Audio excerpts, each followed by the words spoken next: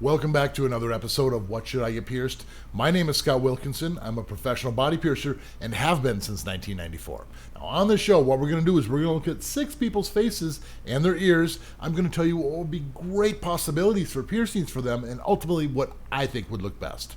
Now, first up is Simone.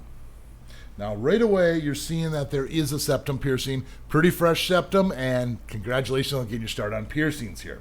Now, first thing I'm going to say is going to be a lip piercing. I can totally see a vertical lip piercing here. Vertical lip piercing, keep things nice and centrally located. Now, another fun option would be eyebrow piercings. I could totally see eyebrow piercings, single on one side, possibly a double on one side, or even one on each side. There's a lot of fun options we can do. Now, one thing to keep in mind is she did mention that she wears glasses. As you can see with the glasses, it's going to get in the way of like high nostril piercings and bridge piercings, like this whole area right in here. So it kind of depends on what piercings you have, the style of glasses. Sometimes they work, sometimes they don't. But back to this picture, my ultimate picks are going to be a vertical labret and the double eyebrow piercing. Now, let's take a look at her ear. Now, looking at the ear, it looks like there is a couple of single piercings down there. Obviously not wearing any jewelry, but we can always put some jewelry in there. That might be kind of fun. As far as new piercings, you can see how the glasses kind of follow that curvature right there. So that does limit some of the piercings, like an industrial that would go across, because it would rest right on that jewelry, causing a lot of problems. Now, there still is a lot of fun options here. Like, I could totally see a double forward helix piercing. I could also see a rook piercing. I could also see the doth piercing here.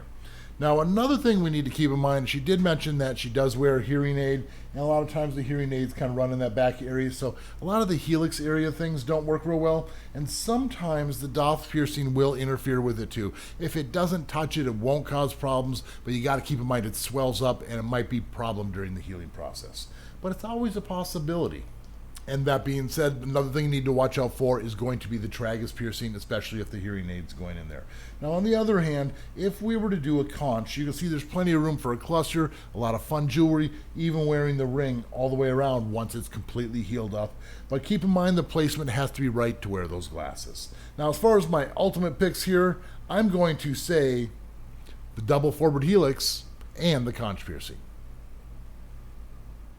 And up next, we have Anne. Now, Anne is from Australia, and she mentioned she's trying to sort out her personal style right now, so let's give her some fun suggestions. Now, right away, just like the last one, a vertical labret. When you have that pouty lip like that, the vertical labrets look so nice. You get some forward-facing gems. It's a beautiful, beautiful piercing. Now, the next thing I'm going to suggest, of course, would be a septum. Always a huge fan of the septum, the ornate, beautiful clickers once it's healed up. And the symmetrical nose means you can totally get away with the whole trifecta, the septum, nostril, nostril. Now, as far as other lip piercings, I could totally see a gesturum piercing, the vertical upper labret, and I could also see some dahlias. You can see how she has that little uplift on that side there. I think that could be super, super cute. Now, as far as my ultimate picks, I would say septum and dahlias. Take a look at her ear. Now, her ears are slightly decorated. As you can see from ear to ear, there are some piercings from the conch, forward helix, lobes, tragus, and even the helix. So there's a lot of fun things we can do. We want to keep things nice and balanced here. I love the chain that she's got going on right here. That's super fun.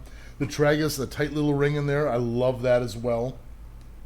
Now, if I were to add to this ear, I would say I would want to add a doth piercing, kind of pull things right in the center right there, because she does have the conch on the other side, so that would balance things out really nicely.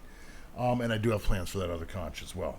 Now, another possibility would be the rook piercing. As you can see, she has a nice pronounced rook up there, and a nice curved barbell would work really nice. The forward helix up here looks a little bit too tight to probably wear some jewelry, so I would stick to either the rook or that doth piercing. And as far as my ultimate picks, I'm going to say the doth and the rook.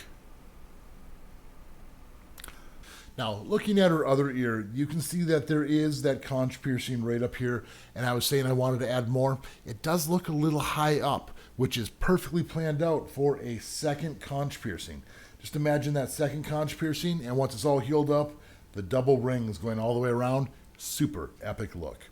Now you can see on this side there is enough room for that forward helix. Looks nice and healed up. You could possibly add a second forward helix right up top, and then also you could do a tragus piercing here. A tragus piercing, nice big gem, would kind of complement all the other big things kind of going on around the ear.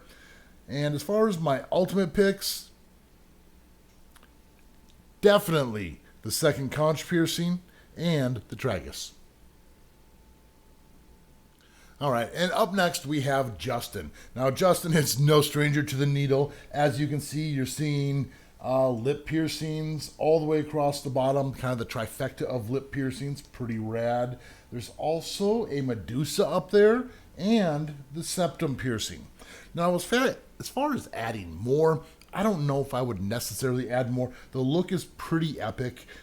With the glasses like this would cover up any eyebrow piercing, so if you got them, they really wouldn't be seen. You wouldn't be able to get away with the bridge piercing because that rests right in that spot. So now as far as what I would do personally, I would probably just upgrade your jewelry. Now, as you can see, I'm a fan of the gold jewelry, and I think you would look fantastic in some gold jewelry as well. Just like slowly upgrading the lip piercings, having some gold beads on there, maybe a nice ornate gold clicker. So that's how I would fancy it up. Now, let's take a look at his ear. Now, as we look at his ear, you can see that Justin has a stretched lobe. If I had to guess, probably about 5/8 of an inch. It looks like you got that second piercing right up top. Probably a little larger gauge on the start, or maybe even stretching that one up. It's kind of fun to do the tapered stretch look. Now, as far as extra piercings to get, I would probably start up maybe in the forward helix area. It looks like there's plenty of room for a couple piercings even below, maybe up above. We can also see that the tragus is pronounced as well as the antitragus. You could definitely do some sort of orbital there if you want to do the orbital, connecting the two together, or individual piercings one and one. There's a lot of fun things you can do with curves and areas that pronounce like this. Now, another fun thing would possibly be doing the little snug area here. It looks like there's enough of a ridge there.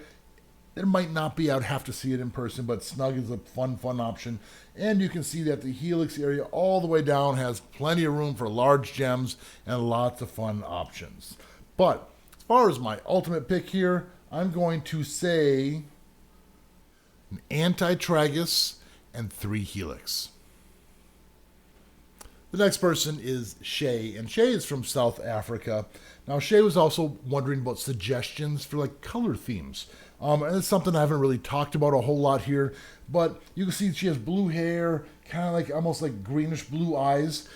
That blue zircon teal might work really, really well. Kind of tie both of them together. You get a little bit of that blue, a little bit of that green, and when the sun hits those, colors are pretty amazing.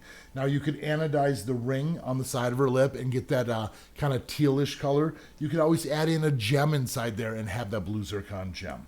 Now, as far as other piercings go, I can totally see the asymmetrical look here. And what I mean by that is possibly doing the second lip piercing here. Do it with the stud on the side called the spider bites, and then add that second ring in there because I think that second ring stacked would look really, really cool. And to balance things off, the other side, like maybe doing a single eyebrow piercing on the other side. Double lip and the single up top like that. I think that would be really, really fun. And then you can also see that the Medusa area right in here is very well pronounced, and you can get away with a large gem, a small one. Either way, super cute. And as far as nostril piercings, you can always get away with a couple single nostril piercings on each side. And as far as my ultimate picks, I think you can pick this. It's that second lip piercing and the eyebrow on the other side. Now, let's take a look at Shea's ear. Don't see any piercings to start off with, but I do see a little tiny hole there, possibly an earlobe piercing. It looks a little further out from the side of the ear. So generally in situations like this, I like to add a second one on the inside and that other third piercing on the outside. And as you can see, it kind of creates a little bit of a V on the bottom of the ear. This is super fun when you're wearing rings inside that area. Now another fun option here is going to be the conch. As you can see, large conch area, large cluster, or multiple piercings, doing one lower and one higher. Little happy face there as well. And another cool option here would be the helixes, all the way down. Large area means you can use large flat pieces of jewelry as well as a bunch of large gems. Or if you want to keep it simple and ornate, a bunch of little tiny gems. The options are endless. And as far as the forward helix, it looks like this area is a little tight. Might not be able to fit jewelry, but you could hit one right below there.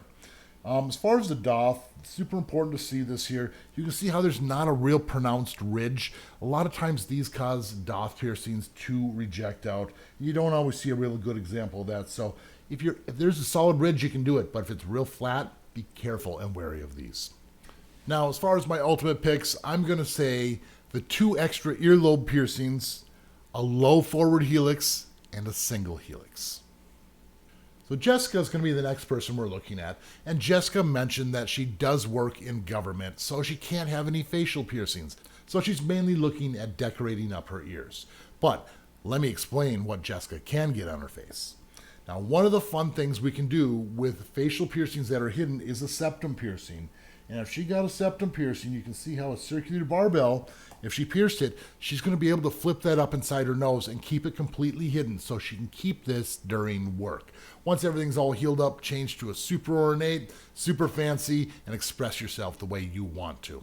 Now, the other options would be maybe a tongue piercing that would impede any speech, but a tongue web on the underside of the tongue is completely hidden, and another fun piercing you can possibly get. So as far as my picks go, it's pretty obvious. Let's pierce your septum. Now, looking at Jessica's ear, you can see the area I was talking about where if you put earbuds or something, everything's going to kind of distort the ear and it's not going to allow piercings to heal. So stay away from the tragus and the doff, even though that doff just screams and wants to be pierced. So if you're not wearing the earbuds, that would be a major contender to get. Now, another fun option here is the conch. You can still wear jewelry in that area without causing irritation with the earphones, as long as it's not too big. And as far as the helix goes, that whole area is very well pronounced. You can pierce all the way up and down it, as well as the anti-helix area. You can see that whole area. You can do a fan of large beads and kind of working your way on down. Super, super cool options. And we also have the rook. The rook could support a curved barbell very well. But as far as my ultimate picks, I'm going to say the triple anti-helix. Now, if you're enjoying what we're doing here on this channel, do us a favor, hit the like and hit that subscribe. It really does help us out a lot. Now, the last person we have to look at today is going to be Cheryl, so let's take a look at Cheryl. Now, the first thing I'm going to notice here is going to be oral piercings. I can see a vertical labret piercing. I could also see an Ashley piercing, just a simple one right in the middle, as well as the Medusa. Everything kind of keeping things nice and centrally located. Now, if you want to go out a little bit, I can also see some snake bites. Snake bites would work really, really well. Even adding that extra labret in there, the triple all the way across the bottom. Now, as far as the nose goes, I can also see a nostril piercing, possibly like the double nostril piercing. Get away with a nice tight little septum ring. And also a possible bridge. Check that anatomy and see if it's a possibility. It's kind of an extreme look and can leave a scar, but I love bridge piercings. And as far as eyebrow piercings, I could see an eyebrow piercing, possibly one on this side, possibly even just the horizontal one across the top. There's lots and lots of fun options here. Now, as far as my ultimate picks, I'm going to say the Ashley, the septum, and the bridge. Now, let's take a look at her ear. Now, as you can see, there is a doff piercing, and the doff piercing is having some problems right now. She did mention this, and one way to help heal this up is going to be possibly with emu oil. Get those bumps to go down, and as soon as those bumps go down and the swelling's gone down a little bit, put in a ring. Once you get the ring inside there, it's not going to really move around as much, or at least change angles. The ring might move back and forth a little bit, but you just got to concentrate on keeping the bumps off, and this is how you're going to be able to heal this up.